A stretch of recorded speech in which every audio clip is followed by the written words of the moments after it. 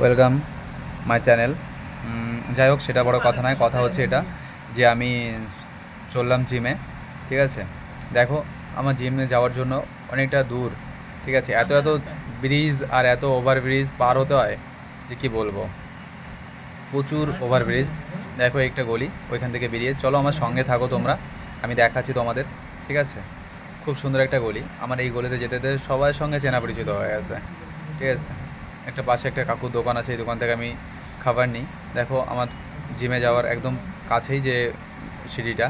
ঠিক আছে, তোমরা বলো আমি যদি এই সিঁড়িটা কন্টিনিউ পার করি তাহলে কি আমার জিম করা লাগে? মানে আমি কিন্তু জিম করি মোটা হওয়ার জন্য না।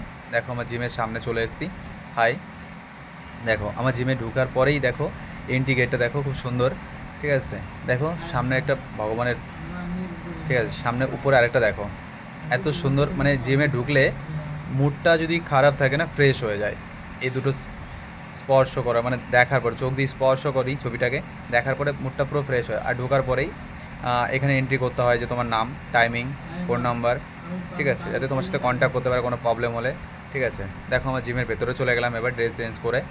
ঠিক আছে, দেখো সেটা বড় কথা নয়। কথা হচ্ছে এটা, আমি জিমে যাই। ঠিক আছে, জিমে যাওয়ার পরে এটা যে আমি মানে বডি বানানোর জন্য আমার মেন অপশানটা না, অপশানটা এটাই যে আমি যাতে ফিট থাকতে পারি, নিজের শরীরটাকে হেলদি রাখতে পারি মোটামুটিভাবে, পেটটা বাইরে না চলে আসে। অনেক দিন বাড়িতে ছিলাম, বাড়ি থেকে থেকে আমার পেটটা মোটা হয়ে গেছে আবারও। ঠিক আছে, তাই হালকা পাতলা করে এক্সারসাইজ করে নিলাম। ঠিক আছে, এবার আমার সঙ্গে আমার ভাই রয়েছে, ভাই স্টার্ট করেছে ফার্স্ট টাইম থেকে। দেখো এটা ভীষণ কিন্তু টাফ, দেখতে খুব ইজি। ঠিক আছে, যে জিনিসটা দেখতে খুব সহজ তার মধ্যে অনেক কঠিন অপশান আছে। ঠিক আছে, এটা খুবই টাফ, দেখে মনে হচ্ছে কোনো ব্যাপার না, কিন্তু শ্বাস বেরিয়ে যায়। কারণ যারা প্রফেশনাল জিম করে তাদের জন্য ইজি, কিন্তু আমরা তো প্রফেশনাল না। আমরা তো সেই কী বলবো, মানে প্লাস্টিকের বোতলে যত দামি স্টিকার লাগাবে সেরকম আমরা ব্র্যান্ডেড। ঠিক আছে, যেমন বিসলারি 20 টাকায় পাওয়া যায়, সেরকম ওটা বিসলারি হলেই হবে, আমাদের সেরকম অবস্থা। তাই ছাড়া কোনো ব্যাপার না। আর জিম করাটা দেখো, জিম করে দিয়ে সবাই বডি বানানোর মানসিকতা থাকতে হলে সবাই তো বডি বানিয়ে নিত। আর বডি বানানোর এদেরও মানে ইজি না। ঠিক আছে, মুখ দিয়ে ভাবা যায় যে বডি বানাবো, কিন্তু বডি বানানোটা খুব টাফ।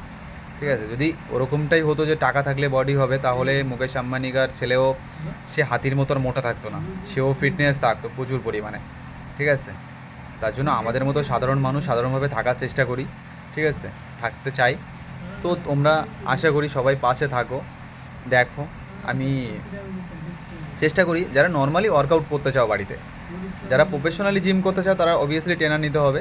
আর আমরা প্রফেশনাল না, যাতে আমাদের ট্রেনার লাগে না, আমাদের একবার করে দেখিয়ে দিয়ে সেটা ভুল করি বা ঠিক করি করলেই হলো, এটাই আমাদের বড় কথা।